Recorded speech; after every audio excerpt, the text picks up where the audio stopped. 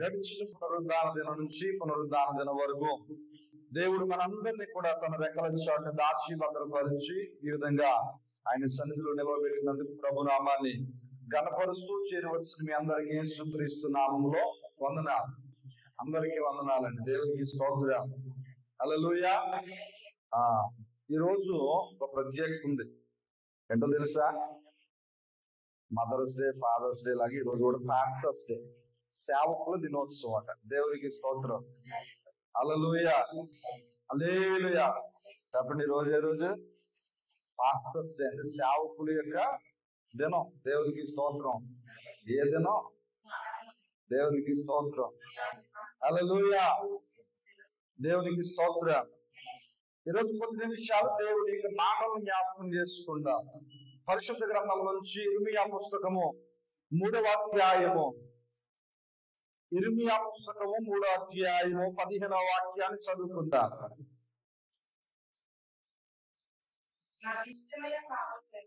నాకు ఇష్టమైన కాపురులను మీకు నియమించును, వారి జ్ఞానముతోను వివేకముతోను మిమ్మును ఏలుదురు. దేవునికి స్తోత్రం. హల్లెలూయా, హల్లెలూయా. పరిశుద్ధాత్మ దేవుడు ఇర్మియా గ్రంథములో రాయించిన మాట ఏంటయ్యా అంటే, మీకు కాపరులను నియమించును. దేవునికి స్తోత్రం. హల్లెలూయా. వారు మిమ్ములను ఏలుదురు అనగా నడిపించెదరు అని అర్థం. దేవునికి స్తోత్రం. హల్లెలూయా, హల్లెలూయా. ఈరోజు ప్రియమైన దేవుని బిడ్డలారా, ఒక సేవకుడు ఎందుకు ప్రభు చేత నియమింపబడ్డాడు, లేదా ఒక సేవకుడు ప్రభు చేత ఎందుకు పిలువబడ్డాడు అని అంటే, తనకివ్వబడిన గొర్రెలను లేదా తనకివ్వబడిన బిడ్డలను క్షేమముగా నడిపించడానికి. దేవుని స్తోత్రం. హల్లెలూయా, హల్లెలూయా. 23వ కీర్తనలో దావీదు భక్తుడు అంటాడు, ఇదిగో యెహోవా ఆ యొక్క మంచి గొర్రెల కాపరిగా ఉన్నాడు. ఆయన పచ్చిక గల చోట్లలో ఆ యొక్క మందను నడిపించుచున్నాడు. ఆ యొక్క శాంతికరమైన జలముల యొద్దకు నడిపించుచున్నాడు. అంటే ఒక కాపరి యొక్క లక్షణం, ఒక సేవకుడు యొక్క లక్షణం ఏంటయ్యా అంటే, తన మందను, తన యొక్క సంఘాన్ని క్షేమములోనికి నడిపించగలగాలి. దేవునికి స్తోత్రం. హల్లెలూయా, హల్లెలూయా. ఈరోజు ప్రియమైన దేవుని బిడ్డలారా, ఈరోజు సేవ చేస్తున్న సేవకులు ఎందరో ఉన్నారు. నాలాంటి యవన సేవకులు ఈ ప్రపంచంలో చాలా మంది ఉన్నారు.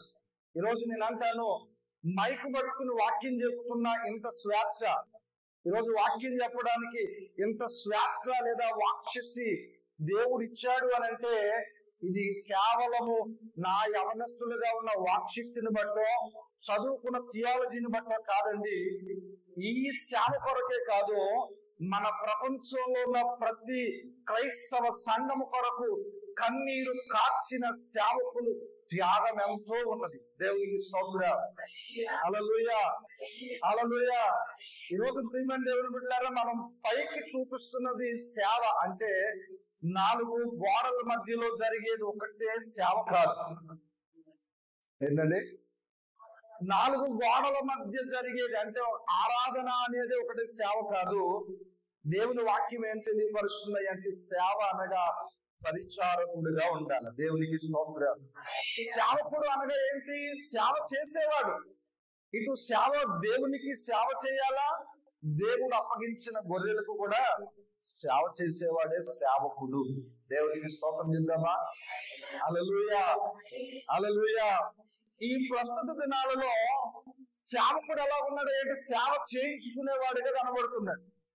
సేవ చేయించుకునేవాడిగా కనబడుతున్నారు. ఏమన్నా అంటే అంటారు, వాళ్ళు చాలా కష్టపడి, వారు చాలా ప్రయాసలు పడుతున్నారు కనుక వారికి సేవ చేయాలండి అని అంటారు. తప్పదు. కానీ ప్రతి సేవకుడు కూడా సేవ చేయవలసిన వాడే. దేవునికి స్తోత్రం. అది దేవుని సేవ అనగా ఒక వాక్యము చెప్పడమే మాత్రమే కాదు, తన యొక్క కుటుంబ అనగా దేవుడు తనకు కుటుంబముగా ఇచ్చిన సంఘ క్షేమాన్ని చూడగలిగే సేవకుడు చేయగలగాలి. అలాంటి సేవకుడును దేవుడు ఎప్పుడు విడిచిపెట్టాడు. దేవునికి స్తోత్రం. హల్లెలూయా. బైబిల్లో చాలా మంది దైవజనులు చాలా మంది ఉన్నారు. కానీ నాకు ఈ ఇర్మియా గ్రంథంలో ప్రవక్తని ఇర్మియాను చూస్తే చాలా బాధ అనిపిస్తుంది. ఎందుకు తెలుసా?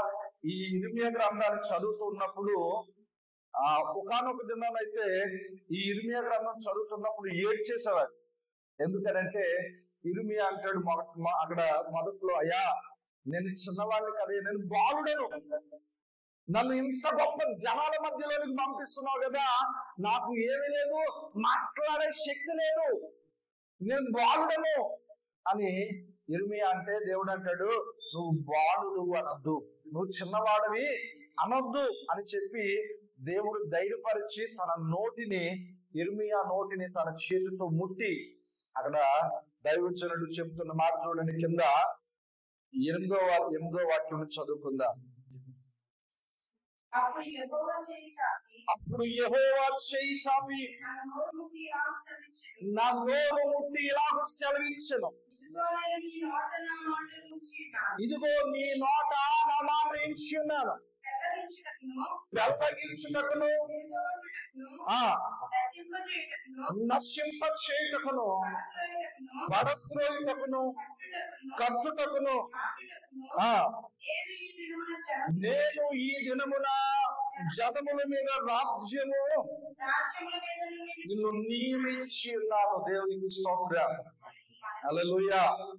చూడండి ప్రియమైన దేవుని బిడ్డలారా, ఈ ఇర్మియా గ్రంథం 1వ అధ్యాయంలో అక్కడ మనం చూస్తుంటే 4వ వాక్యం నుంచి దైవజనుడైన ప్రవక్త అయిన ఇర్మియాకును దేవునికి మధ్య జరుగుతున్న సంభాషణ మనకు చూస్తూ ఉంటాం. దేవునికి స్తోత్రం.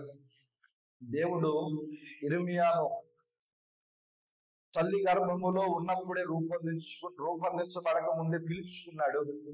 చిన్న వయసులోనే సేవకు పిలిచాడు. ఆయన అడుగుతున్న మాట, అయ్యా నేను చిన్నవాడు, నేను బాలుడు, నాకు మాట్లాడే శక్తి లేదు, ఈ ప్రజలంటావా ఎంతో తెలివి గలవారు, జ్ఞానము గలవారు, వీరి మధ్యలో నేను వెళ్ళలేనయ్యా అని ఇర్మియా అడుగుతూ ఉంటే దేవుడు ఈ మాట చెబుతున్నాడు, నువ్వు భయపడద్దు, నువ్వు చిన్నవాడు అనొద్దు అని చెప్పి దేవుడు ఇర్మియా నోటను ముట్టి దేవుని మాట ఎవరి నోట పెట్టాడట? దైవజనుడు నోట పెట్టుకున్నాడు. దేవునికి స్తోత్రం. హల్లెలూయా. హల్లెలూయా. దేవుని మాట దైవజనుడు నోట పెట్టి ఉన్నాడు. అది ఎందుకయ్యా అంటే ఒకరిని బ్రతికించడానికి, ఒక విధంగా చెప్పాలంటే సాతాను కోటలను నశింప చేయడానికి, పెళ్లగించడానికి, నాటుటకు కూడా శక్తివంతమైన మాటను దేవుడు ఇర్మియా నోట పెట్టి దేవుడు చెబుతున్నాడు, వెళ్ళి నా ప్రజలను బాగు చేయము. దేవునికి స్తోత్రం.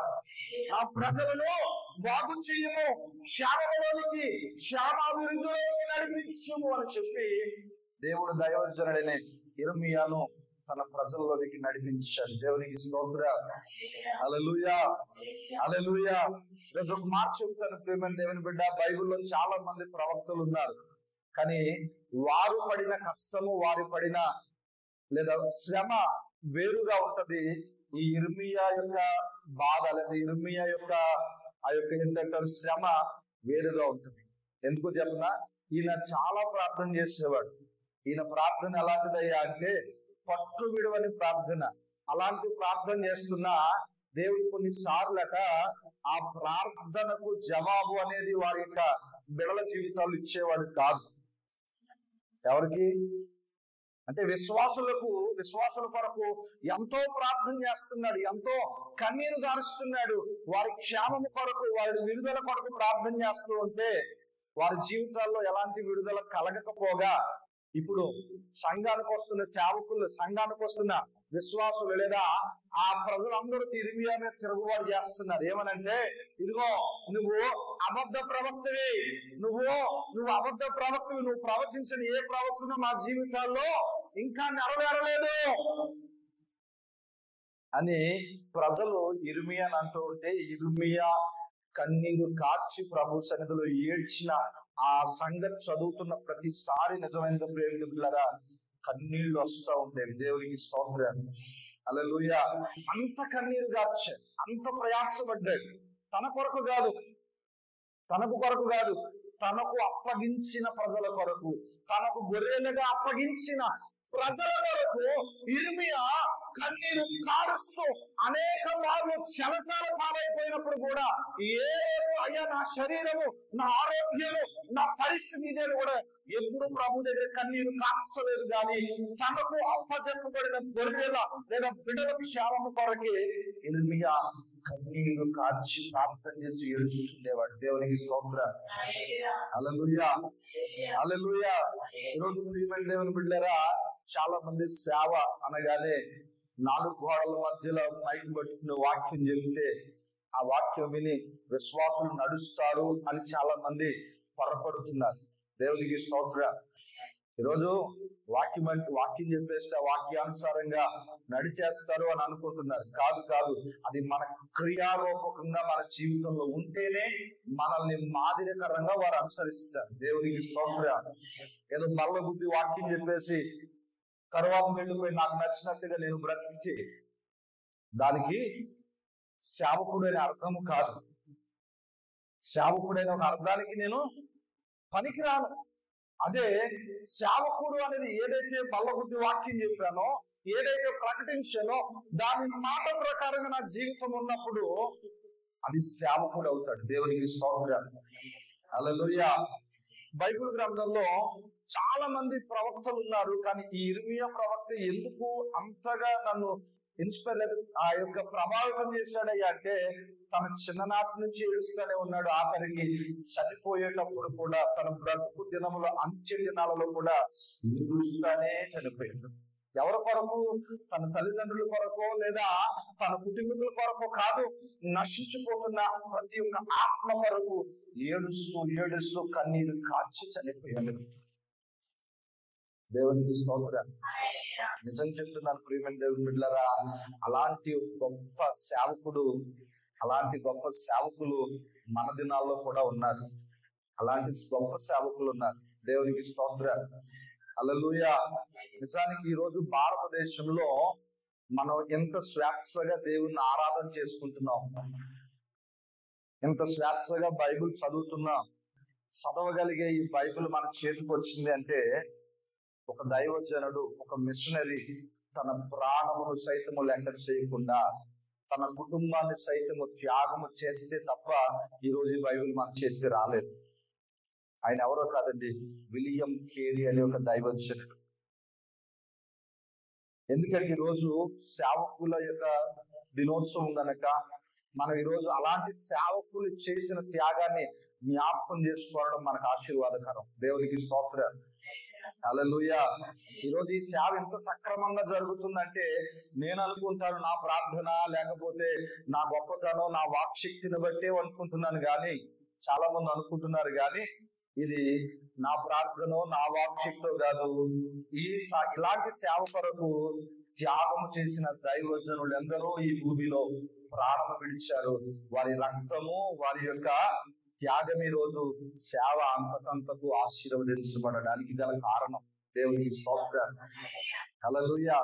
అసలు విలియం కేరీ అనే ఒక దైవజనుడు దేవుని పిలుపు ద్వారా భారతదేశానికి అడవులో ప్రయాణమై తన కుటుంబము, తన భార్య, తన బిడ్డలను తీసుకుని భారతదేశానికి వచ్చాడు. ఇంకా కొంతమంది పనివారిని తీసుకుని, పరిచారకులు తీసుకుని భారతదేశానికి ప్రయాణమై కలకత్తా ఆ నదీ తీరానికి వస్తూ ఉండగా సముద్ర మార్గములోనే కూడా ఉన్న పరివారందరూ కూడా భయంకరమైన రోగాలకు గురై చనిపోయారు.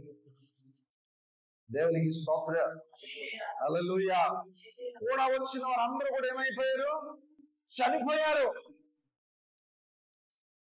అందరూ ఎవరు లేకుండా చనిపోయారు. కేవలం వచ్చిన కుటుంబం మాత్రమే ఆ యొక్క కలకత్తా ప్రాంతములో సబర్మతి అనే నదీ తీరాన వీళ్ళు దిగారు. దేవునికి స్తోత్రం చేద్దామా? హల్లెలూయా. దిగిన వెంటనే చిన్న కుమారుడు చనిపోయారు. విలియం కేరీ గారు బిడలు చనిపోయారు. ఆ స్థితి చూసిన తల్లి మతి స్థిమితం లేనిదై మానసిక రోగి అయిపోయి తన యొక్క జీవితాన్ని సమస్తాన్ని కోల్పోయింది. మతి స్థిమితము లేనిదైపోయింది. అందరూ అన్నారు, అయ్యా నీకెందుకు వచ్చిన కష్టం? నీతో వచ్చిన వాళ్ళు చనిపోయారు, నీ బిడ్డలు చనిపోయారు, నీ భార్య కూడా భయంకరమైన స్థితిలో ఉంది. ఇక్కడికి వచ్చి నువ్వేం చేస్తావు? నువ్వేం చేయగలవు? నీకు సపోర్ట్ ఎక్కడుంది? నీకు శక్తి ఎక్కడుంది అని అంటే ఆయన చెప్పిన మాట ఏంటో తెలుసా? నన్ను దేవుడు ఏ ఉద్దేశముతో అయితే ఇక్కడికి నడిపించాడో ఆ ఉద్దేశము నెరవేర్చకుండా నేను ఈ ప్రాంతమును వదిలి ఒక్క అడుగు కూడా ముందుకెళ్ళినాడు. దేవునికి స్తోత్రం. హల్లెలూయా. ఏమన్నాడు? ఒక్క అడుగు కూడా నేను వెనక్కేను. దేవుని చిత్తము ఈ ప్రాంతంలో నేను నెరవేర్చాలి. నా మీద దేవుడు ఏదైతే భారం పెట్టాడో ఆ భారాలందరినీ కూడా ఇది ప్రభు సన్నిధిలో చేసి తిరిగి వెళ్ళగలిగేదే తప్ప నేను ఊరకనే ఒట్టి చేతులతో వెళ్ళిపోయే పరిస్థితి నాకు ఉండకూడదు అని చెప్పి ఆ రోజు ఆ ప్రాంతములో, కలకత్తా ప్రాంతములో నిలవబడ్డాడు. తన బిడ్డల యొక్క శవాలను, చనిపోయిన శవాలను మోయడానికి కూడా ఎవరు రాలేదటండి. ఎవరైనా అయితే ఏమంటారు తెలుసా? నేను ఈ ప్రజల కొరక వచ్చాను, ఈ ప్రజల కొరక నేను ఏడుస్తూ ఇంతవరకు వచ్చాను, నా కుటుంబం అంతటిని కూడా లెక్క చేయకుండా వచ్చాను, నా బిడ్డలకు అంత్యక్రియలు చేయడానికి కూడా ఎవరు సహాయం చేయలేదని చెప్పి తిరిగి మరలా ఏమవుతారండి? తిరిగి పయనం అయిపోతారు, వెనక్కి వాడెక్కేస్తారు. కానీ నిజంగా దేవుని బిడ్డలారా, ఆ రోజు అలాంటి గొప్ప మిషనరీలు, దైవజనులు చేసిన త్యాగము, ప్రార్థన, ఈ రోజు సేవ ఎంత సక్రమముగా జరుగుతుంది. దేవునికి స్తోత్రం. ఆ రోజు అలాంటి దైవజనులు వేసిన విత్తనాలు పంట ఈ రోజు నాలాంటి యవన సేవకులు తింటున్నాం. నేను చెప్తున్నాను ప్రియమైన దేవుని బిడ్డ, ఆ రోజు అలాంటి ఆ యొక్క గొప్ప దైవజనులు త్యాగం చేసిన విత్తనం, తన జీవితం ద్వారా వేయబడిన విత్తనాలు పంట ఈరోజు నాలాంటి యవనస్తులు కోసుకుని తింటున్నాం. దేవునికి స్తోత్రం. ఈ మాట చెప్పడానికి నేను ఏమాత్రము కూడా నిర్మోహమాట పడడం లేదు. ఏదో సేవ అంటే నా శక్తితో, నా బలంతో కట్టినది కాదు. దైవజనులు ఎందరో కన్నీరు కార్చారు. వారి త్యాగమే ఈ రోజు సంఘం నిలబడడానికి గల కారణం. దేవునికి స్తోత్రం. హల్లెలూయా. అలాంటి ఆ పరిస్థితుల్లో కూడా వెనక్కి వెళ్ళిపోకుండా అక్కడే నిలవబడ్డాడు. ఒక భారతదేశానికి ఒక విదేశీయుడిగా వచ్చిన వాడికి ఏం పని ఉంటది? ఉంటదండి? మొట్టమొదటిగానే ఆయన వాక్యం చెప్పాడు అనుకుంటున్నారా? కాదు. భారతదేశంలో ఆ ప్రాంత ప్రజలతో ఏకమైపోయాడు. పనికి వెళ్ళేవాడు ఆ పనికి వెళ్ళిన చోట పని చేస్తుండగా స్వార్థ చెప్పాడు. అలాగూ అక్కడ ఉన్నవాడిని రక్షించుకున్నాడు. దేవునికి స్తోత్రం. హల్లెలూయా. హల్లెలూయా. ఈ రోజు నేను చెప్తున్నాను ప్రియమైన దేవుని బిడ్డలారా, ఎంతో మంది త్యాగము యొక్క గుర్తే ఈరోజు ప్రపంచంలో జరుగుతున్న దేవుని పని లేదా సేవ యొక్క ఫలితమే ఈ రోజు మనం చూస్తా ఉన్నాం. దేవునికి స్తోత్రం. హల్లెలూయా. హల్లెలూయా. ఆ దైవజనుడు ఎంత కన్నీరు రాసేవాడంటే, ఆయన ఈ యొక్క మన భారతదేశానికి అడుగు పెట్టినప్పుడు ఉన్న ఆచారాలను చూసి చాలా భయపడ్డాడు. అందులో మొదటిది ఏంటయ్యా అంటే, భర్త చనిపోతే భార్యను కూడా చితులో కాల్చేయాలి అని ఒక ఆచారం ఉండేది. అదే మనం చదువుకున్న దినాలలో సతీ సహగమనం అంటే, భర్త చనిపోతే భార్యను కూడా అదే చిత్తులో ఏం చేయాలా? కాల్చేయాల. దేవునికి స్తోత్రం. హల్లెలూయా. కానీ ఆ సందర్భము ఒక రోజు చూసింది, ఆయన హృదయాన్ని కాల్చేసిందంట. ఎందుకయ్యా అంటే, అదేంటి, ఒక భర్త చనిపోతే ఆ భర్తను కాల్చాలి కానీ తన భార్య ఏం చేసింది అని తన హృదయంలో ఒక ఆలోచన కలిగి ఆ రోజుల్లో ఉన్న ఆ యొక్క బ్రిటిష్ ఎంపరర్ దగ్గరికి వెళ్ళి ఒక మాట ఇలా చెప్పాడు. తనకి సహకారంగా కూడా మన భారతదేశంలో కొంతమంది నిలవబడ్డారు. మనం ఎక్కువ హిస్టరీలో చదువుకుంటాం, సతీ సహగమనాన్ని నిర్మూలించింది రాజా రామ్మోహన్ రాయ్ అని చదువుకుంటాం. కానీ వాస్తవానికి రాజా రామ్మోహన్ రాయ్ అనే ఒక వ్యక్తి ఆ దైవజనుడుకు, ఆ సేవకుడు సహకరించినవాడు. దేవునికి స్తోత్రం, హల్లెలూయా. కానీ దాని యొక్క రూపము కల్పన చేసింది మాత్రము దైవజనుడు విలియం కేరీ గారు మాత్రమే. దేవునికి స్తోత్రం, హల్లెలూయా, హల్లెలూయా. వెళ్ళాడు, పోరాటం చేశాడు. అదేవిధంగా ఈయనకి కొంతమంది ఈ ప్రాంతంలో సహకరించారు. సతీ సహగమనాన్ని ఏం చేశాడు? నిర్మూలన చేశాడు. దేవునికి స్తోత్రం. ఈరోజు ఆ దైవజనుడు చేసిన త్యాగాన్ని బట్టి ఎంతో మంది భర్తలు చనిపోయిన ఈరోజు క్షేమంగా గృహాల్లో ఉన్నారు అని అంటే ఆ రోజు ఆ దైవజనుడు చేసిన త్యాగమే. దేవునికి స్తోత్రం, హల్లెలూయా. నిజం ప్రియమైన దేవుని బిడ్డలారా, భర్త చనిపోతే భర్తతో పాటు భార్యను చంపాలి, ఆ యొక్క చిత్తులోకి వెళ్ళిపోవాలి అని అంటే ఈరోజు ఎంతో మంది తల్లులు, ఎంతో మంది సహోదరులు అదే చిత్తులో కాలిపోయి మన ముందు ఉండేవారు కాదు. దేవునికి స్తోత్రం. తనది కాని ప్రాంతము, తనది కాని దేశం వచ్చి ఎన్నో నిందలు, ఎన్నో అవమానాలు, ఎన్నో కష్టాలు పడి, ఎన్నో శ్రమలు పడి ఆ దైవజనుడు ఆ విధంగా చేసిన. అంత మాత్రమే కాదండి, ఈరోజు స్త్రీ విద్య, ఆడవాళ్ళు చదువుకోవాలని ప్రోత్సహించింది కూడా అదే దైవజనుడు విలియం కేరీ. దేవునికి స్తోత్రం, హల్లెలూయా, హల్లెలూయా. ఆడవాళ్ళు కూడా చదువుకోవాలి, వాళ్ళు కూడా సమాన హక్కు, చదువులో ఉండాలని చెప్పి ప్రోత్సహించింది కూడా అదే దైవజనుడు. అంత మాత్రమే కాదు, మొట్టమొదటిసారిగా మన భారతదేశానికి ప్రింటింగ్ ప్రెస్ తీసుకొచ్చి బైబుల్నే కాదు, ఇక్కడ మనం చదువుకుంటున్న పుస్తకాలన్నిటినీ కూడా ఈరోజు మనం చదువుకుంటున్నామంటే దానికి గల కారణం ఎవరయ్యా అంటే విలియం కేరీ అనే ఒక దైవజనుడు చేసిన త్యాగము. దేవునికి స్తోత్రం, హల్లెలూయా. ఆయన ఆ రోజు ఆ ప్రింటింగ్ ప్రెస్ అనేది, ఆ ప్రింటింగ్ మిషన్ అనేది తేకపోయి ఉంటే ఈరోజు మనం ఈ విధంగా స్వేచ్ఛగా చదువుకునేవారం కాదండి. దేవునికి స్తోత్రం. అంత మాత్రమే కాదండి, ఆయన పనిచేసే సమయంలో కొంతమంది కార్మికులు సంపాదించిన డబ్బులు ఎక్కడ దాచుకోవాలో తెలియకపోతే బ్యాంకు సిస్టమ్ కూడా మన భారతదేశానికి పరిచయం చేసింది విలియం కేరీని. ఎవరండి? ఈరోజు మన బ్యాంక్ లో డబ్బులు దాచుకుంటున్నాం కదా, ఫోన్ పేలో వచ్చి టిక్కుని పంపుకుంటున్నాం కదా. ఆ బ్యాంక్ సిస్టాన్ని ప్రారంభించింది ఎవరు తెలుసా? విలియం కేరీ గారు. దేవునికి స్తోత్రం, హల్లెలూయా, హల్లెలూయా. ఈరోజు నేను చెప్తున్నాను, ఎంత శ్వాసగా, ఎంతగా మనం మేలు పొందుకున్నాం, లేదా మనం ఎంతగా దేవుని సన్నిధిలోనో లేకపోతే ఇతర వ్యక్తులు సెక్యూర్ గా ఉన్నారు, సెక్యూర్ గా దాచుకుంటున్నారు అని అంటే అది కేవలం ఏదో వారు సంపాదించుకుని పెట్టుకున్నారు అనుకుంటున్నారు తప్ప దాని వెనక కలిగిన ఆలోచనది ఎవరిది అని ఆలోచన చేస్తే ప్రభు కొరకు త్యాగశీలిగా మార్చబడిన ఒక సేవకుడిది. దేవునికి స్తోత్రం చెప్దామా?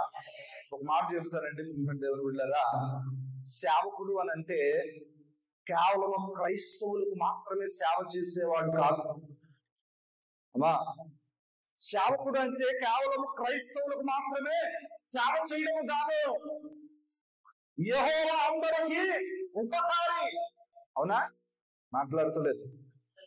యెహోవా అందరికీ ఉపకారి, కొందరికే కాదు దేవుని బిడ్డలకి అని చెప్పలేదు. అలాగనే సేవకుడు అనగా, సేవ చేయడం అనగా మన భూమి మీద ఎంతమంది అయితే ఉన్నారో లేకపోతే సమస్త జనులందరికీ సేవ చేయగలగాలి అని ఒక మంచి మనసుతో, ఒక క్రైస్తవుడికే ఉపయోగం కాదు కానీ ఈ భారతదేశ ప్రజలందరికీ మేలు కలగాలి అని తన జీవితం అంతటిని మన భారతదేశానికి అర్పించిన గొప్ప త్యాగశీలి దైవజనుడైన విలియం కేరీ గారు. దేవునికి స్తోత్రం.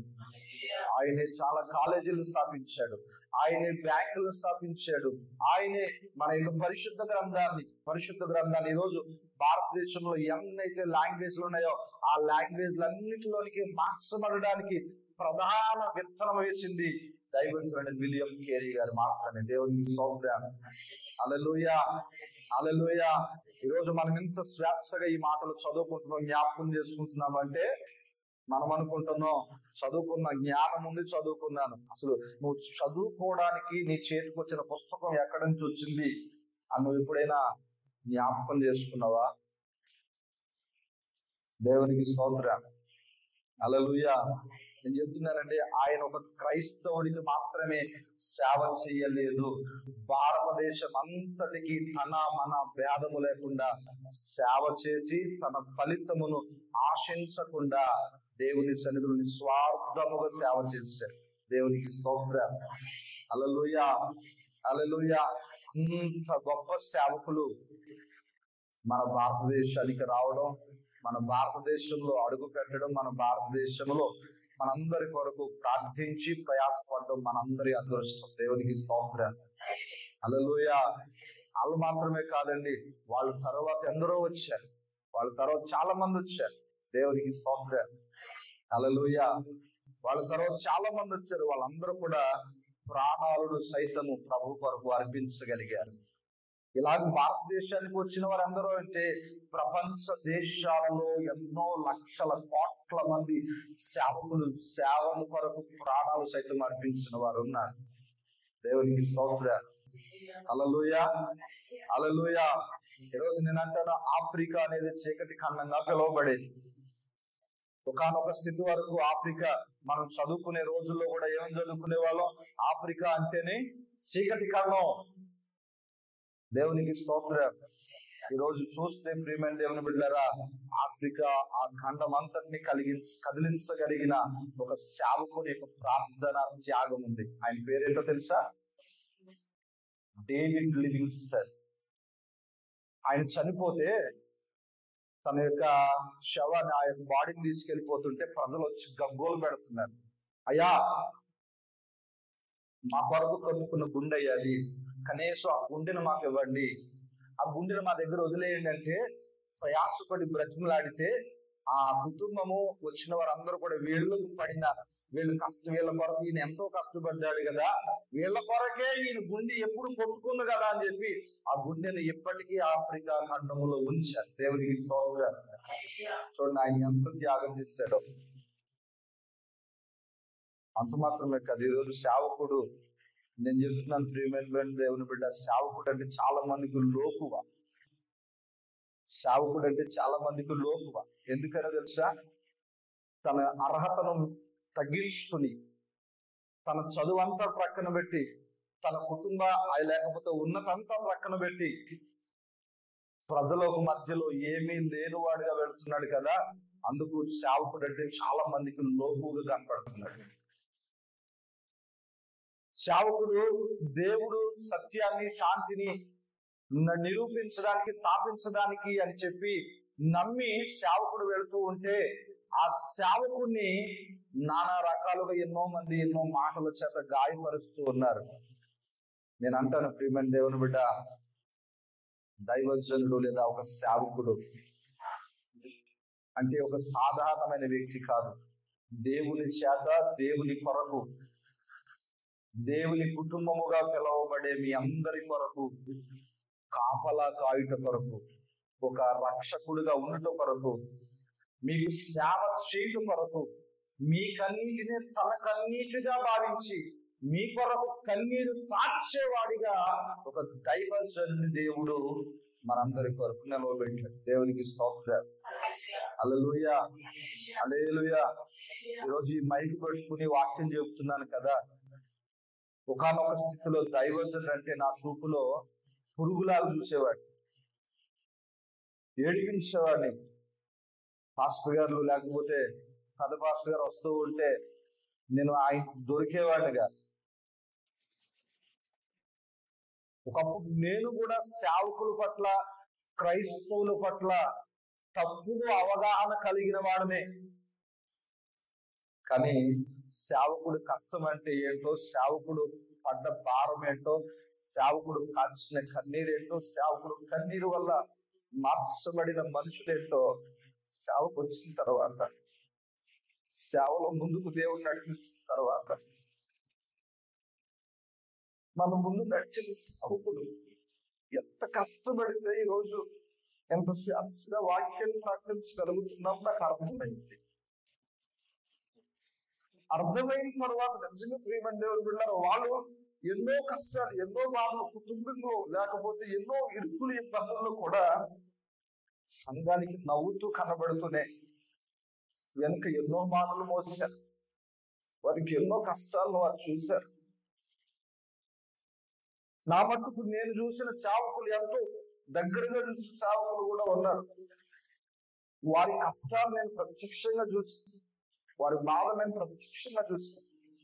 నేను చెప్తాను, ఈ రోజు నీ కష్టం వచ్చిందంటే నీ కుటుంబంలో ఎవరు ఏడ్చినా ఏడవకపోయినా నీ కొరకు మోకరించి కన్నీరు కార్చే దైవజనుడు ఉన్నాడు. దేవునికి స్తోత్రం. హల్లెలూయా. నేను ఎప్పుడు చెప్తాను, దైవజనుడి యొక్క ప్రార్థన దేవుడి ఎప్పుడు విడిచిపెట్టడు. దేవునికి స్తోత్రం. ఈ రోజు నేను అంటాను, ప్రియమైన దేవుని బిడ్డ, అలాంటి సేవకులు మనకు ఉండడం ఎంతో ఆశీర్వాదకరం. ఈరోజు నేను మీకు సేవకునిగా ఉన్నానేమో, కానీ నాకును కూడా ఒక సేవకుడు ఉన్నాడు. దేవునికి స్తోత్రం. నేను మీకు కాపరిని, నాకును కూడా నా ఆత్మను కూడా రక్షించిన సేవకుడు కాపరి ఒకడు ఉన్నాడు. ఈరోజు నేను మీ కొరకు ఎంత ఏడిచి కన్నీరు కారుస్తున్నానో, నా కొరకు, మీ అందరి కొరకు, నా లాంటి వారి కొరకు కన్నీరు కార్చిన సేవకులు అందరూ ఉన్నారు. దేవునికి స్తోత్రం. హల్లెలూయా, హల్లెలూయా. నేను ఒక మాట చెప్తాను, ప్రియమైన దేవుని బిడ్డ, ఒక సేవకుడు అని అంటే వీపులో బళ్ళము గుచ్చుకున్న, ఎదటి నుంచి మొక్కల నుంచి పువ్వును చూపించగలిగేవాడు ఒక సేవకుడు. ఎవరు? వీపులో బళ్ళెం కూర్చుకున్న బాధ అంతా తెలియకుండా సంఘం ముందుకు వచ్చి దేవుని వాక్యాన్ని దేవుడు చూపించినట్టుగా ప్రకటిస్తాడే, నీ మేలు కొరకు ఆయన గొప్ప దైవజనుడు. దేవునికి స్తోత్రం. హల్లెలూయా, హల్లెలూయా. ఈరోజు నేను అంటాను, ప్రియమైన దేవుని బిడ్డ, ఈరోజు మనకు దేవుని సన్నిధిలో ఎన్నో మేలులు ఉన్నాయి. వాటన్నిటికంటే మనల్ని కాపలా కాసే ఒక సేవకుడు మన కుటుంబాలకు ఉండడం ఎంతో మేలుకరమైనది. దేవునికి స్తోత్రం. హల్లెలూయా, హల్లెలూయా, హల్లెలూయా. ఈ పునరుద్ధాన దినాన్ని దేవుడు మాట్లాడుతున్నాడు. ఆ ముందు విత్తనం విత్తిన దైవజనులు మన కొరకు ఎంత మేలుకరముగా మార్చారో, ఇప్పుడుంటున్న దైవజనులు కూడా మనకు అంతే మేలుకరంగా మార్చబడే మన యోగ్యత కలిగిన వారుగా మారుస్తున్నాడు. దేవునికి స్తోత్రం. హల్లెలూయా. నేను ఒక మాట చెప్తాను, వినండి దేవుని బిడ్డ. ఒక యవనస్తుడు, నాకు బాగా తెలిసిన యవనస్తుడు ఉన్నాడు. తను ఎవరి మాట వినడు.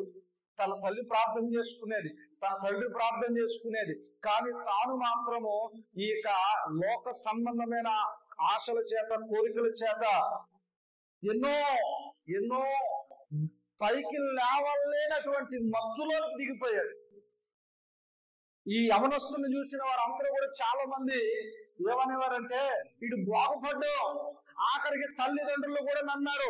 తన కుటుంబీకులు అంటున్న మాటలను బట్టి, తన కుటుంబీకులు చెబుతున్న ఆ యొక్క విషయాలను బట్టి, నా బిడ్డ ఎంత దిగజారిపోయాడా, ఇక్కడి నుంచి నేను కూడా బాగు చేయలేను అని అనుకున్న పరిస్థితుల్లో దైవజనుడు పట్టుదలగా కలిగి ప్రార్థన చేస్తే, నిజం చెప్తున్నాను ప్రియమైన దేవుని బిడ్డ, అతనికి ఈ లోకంలో లేని అలవాటు లేదు. ఈరోజు నాతో పాటు మన బొబ్బిలి ప్రాంతంలో బైబిల్ పట్టుకుని వాక్యాన్ని ప్రకటించాడు ఆ యవనస్తుడు. దేవునికి స్తోత్రం. హల్లెలూయా. నేను చెప్తున్నాను, ఆ యవనస్తుడు పాస్టర్ గారు వారి గురించి ప్రార్థన చేసినా వేస్ట్ చేయండి అన్నారు తల్లిదండ్రులు కూడా. కానీ ఆ దైవజనుడు విడవబడలేదు, ప్రార్థన చేస్తూనే ఉన్నాడు. ఒకరోజు ప్రార్థన చేస్తా ఉంటే దైవజనుడు రూపంలోనే దేవుడు వెళ్ళి మాట్లాడుతున్నాడట. ఈ రాత్రి నీ ప్రాణం తీసుకుని నేను అగ్నిలో వేయబోతున్నాను, నువ్వేం చేస్తావు అని అడిగితే, ఆ యవనస్తుడు అడుగుతున్నాడు, నువ్వు ఎవడో ఇంతకని అని అడిగితే ఆయన చెప్పాడట, నీ కొరకు కన్నీరు కారుస్తున్నాడే ఆ దైవజనుడు నీ దగ్గరికి పంపించానే, ఆ దేవుడు నేనే అన్నాడట. అంటే ఆ తెల్లవారుజామున లేచి పాస్టర్ గారి ఇంటికి వెళ్ళి ఏడుస్తూ అంటున్నాడు, అయ్యా ఇదిగో నేను ఒక వ్యభిచారిని, నా యొక్క ఇదిగో పరిస్థితి అంతా విడిచిపెట్టేస్తాను, ఒక త్రాగుబోతుని, డ్రగ్స్ కి అలవాటు పడిపోయాను, నా జీవితంలో ఈ లోకంలో ఏదైతే చెడు వ్యసనాలు లేకపోతే అలవాట్లు ఉన్నాయో సమస్తము ఉన్నాయి, ఇదిగో ఇప్పుడే ఈ తెల్లవారుజామునే మీ దగ్గర విడిచిపెట్టేస్తున్నాను, నీకు తెల్లవారుజామున నాకు బాప్తిస్మం ఇస్తావా ఇవ్వవా అని కూర్చున్నాడు గిమ్మం ముందు. దేవునికి స్తోత్రం. హల్లెలూయా. ఆ యవనస్తుడిని దేవుడు ఆ దైవజనుడు ప్రార్థన ద్వారా పట్టుకున్నాడు. ఈరోజు ఏజెన్సీ ఆ యొక్క విజయనగరం బొబ్బిలి ప్రాంతంలో సువార్త చేస్తా ఉన్నాడు, సాక్ష్యంతో సువార్త చేస్తా ఉన్నాడు. దేవునికి స్తోత్రం. హల్లెలూయా, హల్లెలూయా. ఈరోజు ఎందుకు ఈ మాటలు ప్రియమైన దేవుని బిడ్డ అంటే, మన కొరకు కన్నీరు కాచిన దైవజనుడు త్యాగం ఎంతో ఉందంటారా లేదంటారా? నేను అంటాను, నీ తల్లిదండ్రులు నీ కొరకు, నీ శారీరక భవిష్యత్తు కొరకు ఎంత ప్రయాసపడుతూ ఉన్నాడో, నీ ఆత్మీయ తండ్రి, నీ ఆత్మీయ తల్లిదండ్రులు కూడా అంతే అంతే అంతే అంతకంటే ఎక్కువగా నీ ఆత్మీయ ఎదుగుదల కొరకు, నీ క్షేమము కొరకు అంతకంటే ఎక్కువ ప్రభు దగ్గరికి కన్నీరు కారుస్తున్న వారు నా దేవునికి స్తోత్రం. హల్లెలూయా, హల్లెలూయా. నా దైవజనుడు ఉన్నాడు, సేవకుడు అయిపోయాడు కదా, తానే 10 మందికి ప్రార్థన చేసేటోడు అయిపోయాడు కదా, నా కొరకు ప్రార్థన చేయడు మానేసాడు అనుకుంటారా? మానేసాడు అనుకుంటున్నారా? ఎప్పటికీ ప్రతిరోజు ప్రతిరోజు ప్రతిరోజు కూడా రాత్రి తెల్లవారుజామున ఆ యొక్క లైన్ ప్రార్థనలు, గొలుసు ప్రార్థనలో మన కొరకు, మన సంఘం కొరకు, మన కుటుంబాల కొరకు ఎప్పటికీ ప్రార్థన చేస్తానే ఉన్నాడు. దేవునికి స్తోత్రం. హల్లెలూయా. అయ్యో ఆయనకు సేవ చేస్తున్నాడని విడిచిపెట్టేలేదు. ఎందుకంటే సేవ అనగా ఆశించేది కాదు, మనము అనేక మందికి ఇచ్చేదిగా ఉండాలి. దేవునికి స్తోత్రం. హల్లెలూయా. సేవ అంటేనే పరులకు పంచడం అండి. సేవ అంటే ఏంటి చెప్పండి? సేవ అంటే ఏంటి? ఉచితంగా పరులకు పంచేది. ఏం పంచగలం మనం? మరి ఈరోజు ఏం పంచుతూ ఉన్నాం? కొంతమంది సాక్ష్యాలు వింటూ ఉంటే బాధ కలుగుతుంది, కొంతమంది దైవజనుడు సాక్ష్యాలు వింటూ ఉంటే ఏడుపు వస్తుంది. ఎంతో గొప్ప గొప్ప దైవజనులు ఎంతో మంది కన్నీరు కాచి త్యాగము చేసిన త్యాగ ఫలము ఈరోజు ఇది అర్థమైపోతుంది అని ఒకసారి ఏడుపు వస్తుంది. దేవునికి స్తోత్రం. ఎందుకో తెలుసా? నిలవబడలేకపోతున్నారు, కష్టాలు నిలవబడలేకపోతున్నారు, శ్రమల్లో నిలవబడలేకపోతున్నారు. ఒక దైవజనుడు కట వివాహం జరగవలసిన కుమార్తె ఉంది. ఆ కుమార్తె కొరకు ఎన్నో సంబంధాలు వస్తే బంధువులు అన్నారట, ఇదిగో నువ్వు క్రిస్టియన్ పెళ్లి చేస్తే నేను మీ ఇంటికి మమ్మల్ని అందరిని నిలబెడతావంటే ఆ దైవజనుడు కుమార్తెకు అన్ని వివాహం జరిగించాడు.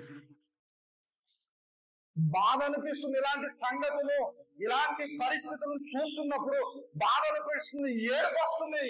ఎందుకయ్యా అంటే ఎన్నో పరిస్థితులను కాల్చిన కన్నీరు, ఎన్నో విధాలుగా ఎన్నో రాత్రులు అంగలాల్సిన ఆ నిద్ర లేని రాత్రులు ప్రతిఫలము వ్యర్థమైపోతుంది అని చెప్పి బాధ అనిపిస్తుంది. ప్రియమైన దేవుని బిడ్డలారా, దేవునికి స్తోత్రం.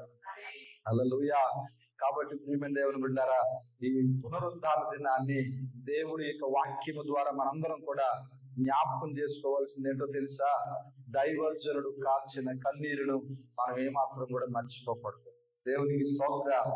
చెప్పండి, ఏం మర్చిపోకూడదు? దైవజనుడు కాల్చే కన్నీటిని మనం మర్చిపోకూడదు. ఎందుకంటే దేవుడే చెబుతున్నాడు, మీ మీద కాపరులుగా నేను సేవకులను నియమించాను. సేవ చేసేవారు కావాలి, సేవ చేయించుకునేవారు కాదు. దేవునికి స్తోత్రం. హల్లెలూయా, హల్లెలూయా. సేవ చేయడం తక్కువ అయింది, సేవ చేయించుకోవడం ఎక్కువైంది. నేను మనం చెప్పాను కదా, సేవకు బదులు పబ్లిసిటీ ఎక్కువైపోయింది. సేవకు బదులు పబ్లిసిటీ ఎక్కువైపోయింది. ఏదో ఒక 10 రూపాయలు కన్నిస్తున్నాడు, 1000 రూపాయలు పబ్లిసిటీ చేసుకుంటున్నాడు. సేవ చేయడం అంటే ఏంటి? దేవుడు ఏం చెప్పాడు? ఒక కుడి చేతితో చేసింది ఎడమ చేతితో తెలియకూడదు.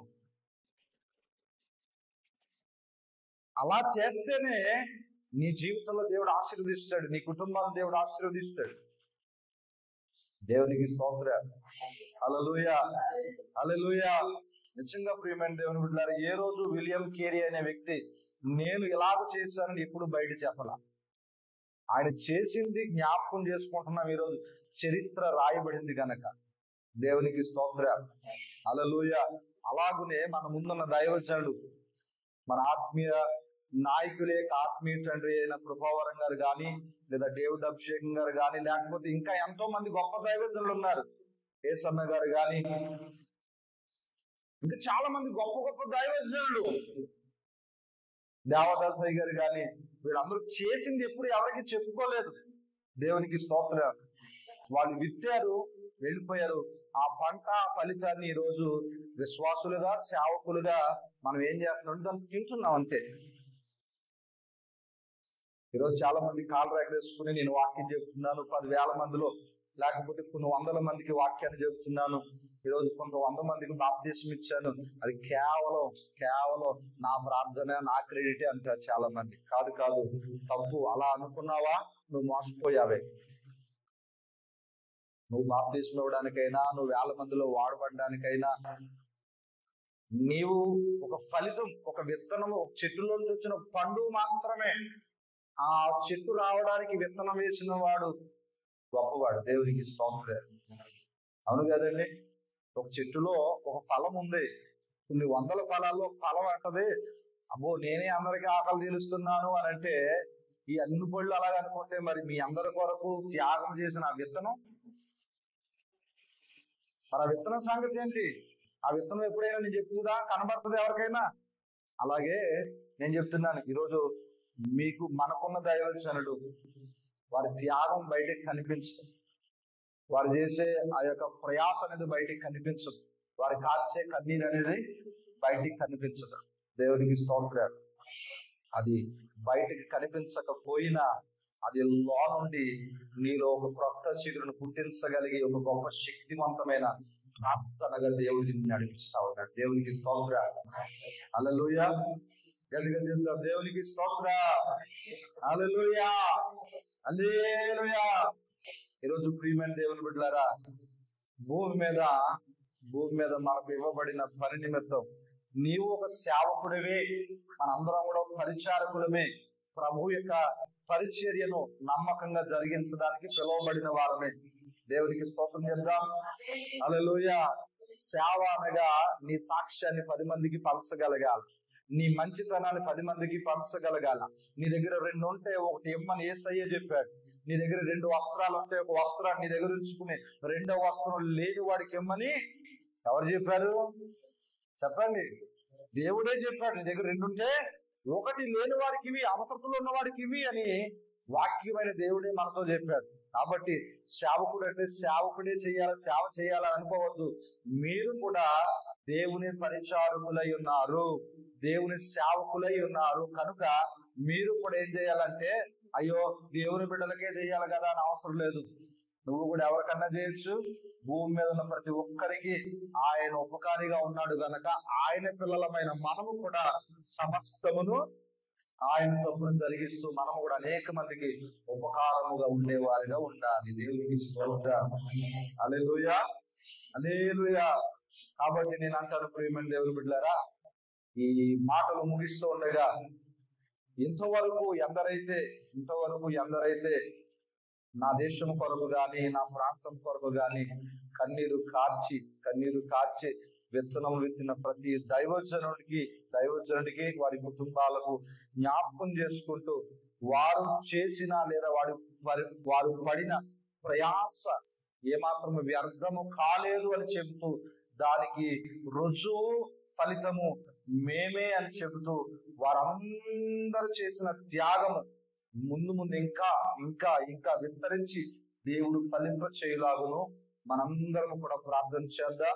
దేవుడు ఈ కొద్ది మాటలు మనందరి వినికిడిలో దీవించి ఆశీర్వదించునుగాక. ఆమేన్.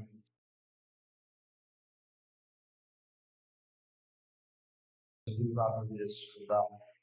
దేవుని సన్నిధిలో ఇంతవరకు సేవకుని యొక్క జీవితము కొరకు, మనందరి కొరకు త్యాగము చేసిన సేవకులందరి కొరకు మనం జ్ఞాపకం చేసుకుని ఉండగా మారు ప్రభు దగ్గర ఆ యొక్క నీతి మంత్రులను జ్ఞాపకం చేసుకునుట మనందరికీ ఆశీర్వాదకరమని దేవుని లేఖనంలో రాయబడింది కనుక ఈరోజు అలాంటి ఒక గొప్ప దైవజనుడు చేసిన త్యాగమును, వారు చేసిన పరిచర్యను జ్ఞాపకం చేసుకోవడం మనకెంతో ఆశీర్వాదకరం. కాబట్టి మన కుటుంబాలు ఆశీర్వదించబడాలంటే ఈరోజు ఆ యొక్క దైవజనుడి యొక్క పరిచర్యను, వారు చేసిన త్యాగము జ్ఞాపకం చేసుకుని ఉండగా మనం కూడా ఆ దైవజనుడు వేసిన ఆ యొక్క అడుగు జాడల్లో కూడా మనం నడుస్తూ దేవుడు రాకడ కొరకు సిద్ధపడేలాగా ప్రార్థన చేస్తుంటాం. పరిశుద్ధ ప్రేమ కలిగిన యేసయ్యా నీకు వందనాలు. ఇదిగోండి ఇంతవరకు నాయన అయా మీ యొక్క సేవలో అయా ఇదిగోండి ప్రభువా సేవకుడిగా ప్రయాసపడి ఇదిగోండి ఈ రోజు ఇంత అయా ద్రాక్షవల్లిగా నా తండ్రి సేవ విస్తరిస్తూ అనేక ప్రాంతాల్లో ఫలించడానికి అయా కారకులుగా ఉన్న ఎందరో దైవజనులు అయా వారు కనిపించకుండా అయా భూమిలో విత్తనముగా ఉండి అయా ఇదిగోతుని ఎంతో ప్రయాసపడి అయా ఇదిగోతుని కష్టపడి అయా ఇదిగోని త్యాగం చేసి ఉన్నారు. వారందరినీ జ్ఞాపకం చేసుకుంటున్నాం తండ్రి. వారందరూ విడిచిన కుటుంబాలను, సంఘాలను జ్ఞాపకం చేసుకొని దీవించండి, ఆశీర్వదించండి. మరి ముఖ్యంగా నాయన ఈ మాటలు విన్న మమ్మల్ని అందరినీ కూడా ఆశీర్వదించండి. అయా ఇదిగోతుంది మేము కూడా అయా నీ సన్నిధిలో అనేక మందికి సేవ చేసేవారిగా అయా ఇదిగోతుంది కేవలం క్రైస్తవులు మాత్రమే కాదయ్యా ఇదిగో యెహోవా అందరికీ ఉపకారి అని నీ వాక్య లేఖనం తెలియపరుస్తుంది. అవును తండ్రి, భూమి మీద ఉన్న ప్రతి ఒక్కరికి కూడా మేము సేవ చేసుకునే, ఉపకారం చేసుకునే వారిగా మమ్మలను నీ మార్గములో, నీ భక్తులు వేసిన మార్గములో నడుచుటకు సహాయం చేయండి. ఎంతవరకు విన్న ప్రతి మాట కూడా మా జీవితాల్లో నీరు కంటి ఫలింప చేయండి. రాలేని ప్రతి బిడ్డను కూడా దయచేత మన్నించి అయా వచ్చిన ప్రతి బిడ్డను పేరు పేరు చొప్పున దీవించి ఆశీర్వదించండి. బిడ్డలు జ్ఞాపకాలు ఇచ్చిన ప్రతి కానుకను నిరంతరులుగా వారి కుటుంబాల్లో ఈ ఆకాశపు వాక్యం కలిపి పట్టజాలంతో విస్తారమైన దీవెనలు దయచేయండి. కానుక నీ పరిచయ నిమిత్తమే వాడుకోమని సమస్త మహిమ ఘనత నీకు ఆరోపించుకుంటూ క్రీస్తు యేసు నామం పేరు అడిగి వేడుకొని పొందినాం తండ్రి. ఆమేన్. తండ్రి దేవుని ప్రేమ, కుమారుని యేసు క్రీస్తు వారి కృప, పరిశుద్ధాత్మిక సహవాసము సహాయం మనకున్న లోకములను సమస్త దేవుని బిడ్డలందరికీ సదాకాలము తోడై నడిపించుగాక. ఆమేన్. అందరికీ వందనాలు. దేవుడి మిమ్మల్ని అందరినీ కూడా దీవించుగాక.